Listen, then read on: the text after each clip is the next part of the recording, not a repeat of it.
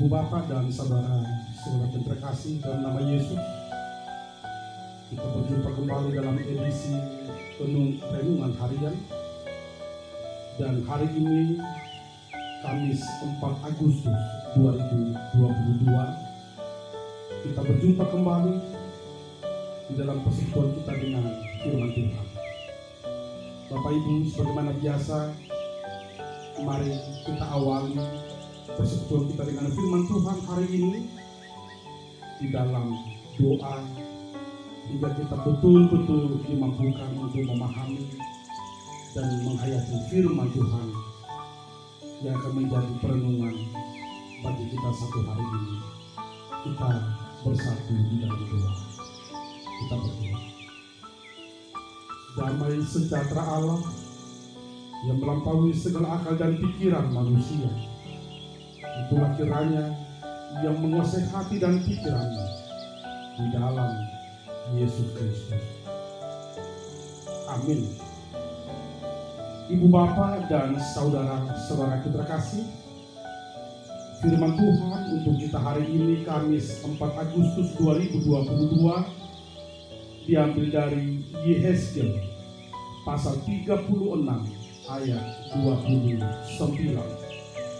Yehezkiel 36 ayat 29. Mari Bapak Ibu kita renungkan firman Tuhan. Aku akan melepaskan kamu dari segala dosa kenajisanmu, dan aku akan menumbuhkan gandum serta memperbanyaknya, dan aku tidak lagi mendatangkan kelaparan atasmu. Hesekiel 36 ayat 20. Jela au paluahun hamu sien saluhut haram munai. Jela au matiti tueme huhut pagudakon. Jela dangbe lehonoku tuhamu haraparo. Bapak Ibu dan saudara-saudara terkasih, hidup yang dimaharui. Bapak Ibu, apa bedanya orang percaya dari yang tidak percaya dalam hal menatap ke depan? Dua orang pemuda mendekam di satu penjara. Hari demi hari mereka jalani hukuman sesuai dengan vonis yang dijatuhkan kepada mereka. Dan tiba saatnya hari terakhir, besoknya mereka akan keluar dari penjara tersebut. Malam harinya mereka berdua berbincang-bincang sembari menatap keluar penjara. Apa yang mereka perbincangkan, Bapak Ibu?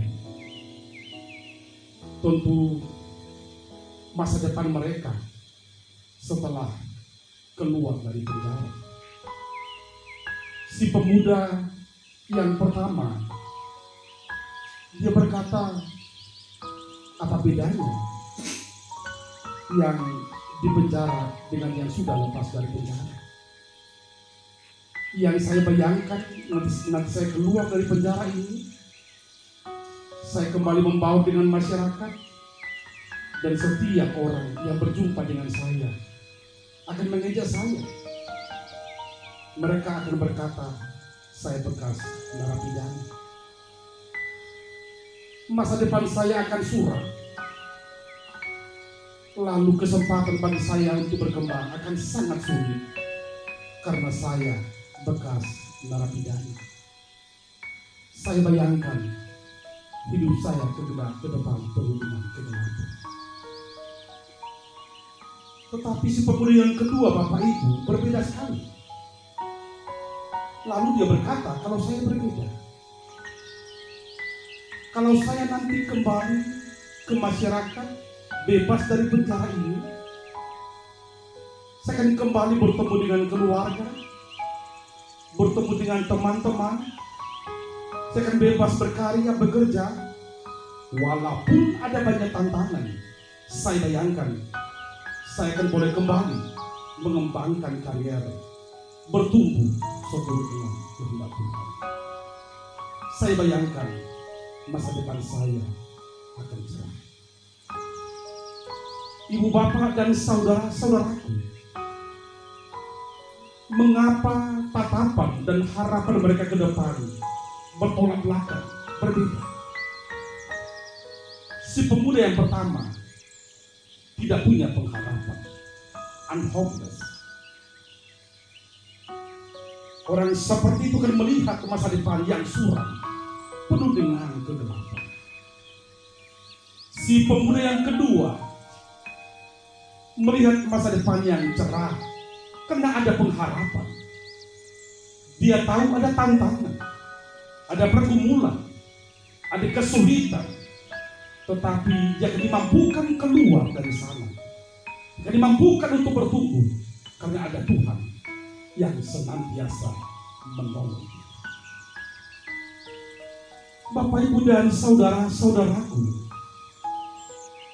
apa yang dialami oleh pemuda yang kedua ini, seperti itulah sebenarnya yang dialami oleh umat Israel di masa penulisan teks kita hari ini. Kitab Yehezkiel ditulis ketika bangsa Israel berada dalam pembuangan Babel. Nabi Yehezkiel bernubuat menyampaikan pesan Allah ke tengah-tengah umat Israel yang sedang terbuang. Israel utara terbuang tahun 722 sebelum Kristus, dan Israel selatan menyusul terbuang 587 sebelum Kristus ke Babel. Bapak Ibu, apa yang terjadi? Israel utara hilang di peredaran, terbawa arus deras pengaruh bangsa-bangsa sekitar. Mereka gagal merawat identitas mereka sebagai umat pilihan Allah. Mereka tidak punya pengharapan seteguh Israel Selatan. Lalu Israel Selatan, meskipun mereka terbuang, mereka menderita, mereka mengalami kegetiran, tetapi mereka percaya bahwa Tuhan senantiasa bersama dengan mereka. Umat Israel Selatan atau Yehuda mencoba memaknai hidup ini secara benar. Benar, mereka sedang terbuang. Pembuangan karena hukuman Allah akibat dosa dan pelanggaran mereka. Mereka banyak melakukan pelanggaran, menyimpang dari jalan Tuhan. Ketika Tuhan menghukum mereka dengan pembuangan, menyerahkan mereka ke bangsa Babel, mereka tidak pernah melihat langkah hidup mereka berhenti di sana. Pembuangan justru mereka lihat sebagai jalan Tuhan untuk memurnikan mereka, untuk menemukan kesadaran, untuk melahirkan pertobatan, hingga mereka boleh beranjak kembali, boleh bangkit sebagai umat pilihan Allah. Bapak, Ibu, dan saudara-saudaraku, dalam nas kita hari ini, Yehezkiel 36, kita boleh melihat bagaimana Tuhan berkarya. Tuhan berkenan membaharui kembali umatnya. Benar, umat Israel sedang terbuang. Benar, mereka sedang menderita. Alam, mata pencaharian mereka juga tidak bersahabat dengan mereka akibat hukuman Tuhan. Tanah tidak menghasilkan sebagaimana yang mereka dambakan. Tetapi Bapak Ibu, Nabi Yehezkiel mengingatkan umat Israel akan pengasihan Tuhan. Kini saatnya Tuhan datang kembali membaharui kehidupan mereka. Dalam kehadiran Tuhan, serta-merta berkat Tuhan akan berkelimpahan dalam kehidupan mereka. Tanah, bumi, alam sekitar yang selama ini tidak bersahabat, kini saatnya akan kembali bersahabat dengan mereka. Apa yang mereka kerjakan akan kembali menghasilkan, dan bangsa-bangsa sekitar tidak akan mampu menahan dahsyatnya kekuatan Tuhan yang datang melepaskan umatnya. Bapak, Ibu, dan saudara-saudaraku, dalam pemahaman seperti itulah kita lihat nas renungan kita hari ini.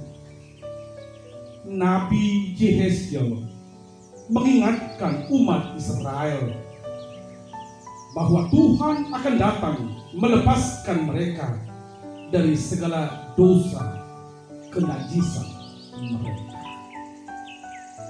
Pertama-tama dan terutama, mereka harus disucikan dari dosa mereka. Dosa yang mengakibatkan penderitaan, yang mendatangkan hukuman Tuhan, harus dijauhkan dari kehidupan mereka.